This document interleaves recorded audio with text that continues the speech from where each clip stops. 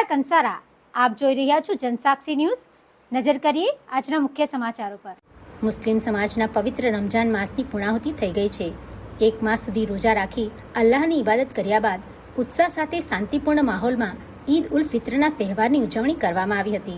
અંકલેશ્વરના ઈદગાહ મેદાન પર ઈદની નમાઝનું આયોજન કરવામાં આવ્યું હતું, ત્યારે મોટી સંખ્યામાં મુસ્લિમ બિરાદરોએ ઈદની નમાઝ અદા કરી અલ્લાહની બંદગી ગુજારી હતી। ઈદગાહ મેદાન ખાતે ઈદ ઉલ ફિત્રની નમાઝ મૌલાના મુજમિલ હુસૈન દ્વારા અદા કરાઈ હતી અને દેશ દુનિયામાં ભાઈચારો, કોમી એખલાસ રહે તેમજ દેશ દુનિયા અને તમામ માટે દુઆઓ ગુજારી હતી અને નમાઝ બાદ એકમેકને ઈદની મુબારકબાદી પાઠવવામાં આવી હતી। આ પ્રસંગે શહેર પોલીસ દ્વારા ચુસ્ત બંદોબસ્ત ગોઠવી દેવામાં આવ્યો હતો।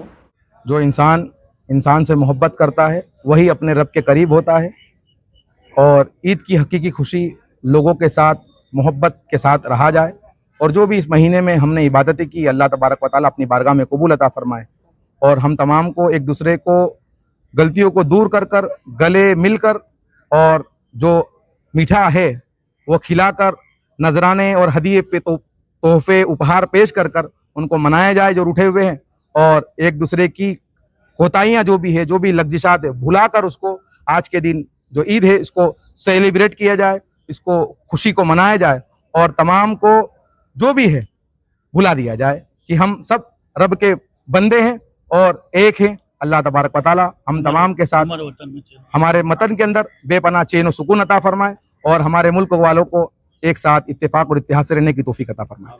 पिंटू मोदी, जनसाक्षी न्यूज़, अंकलेश्वर।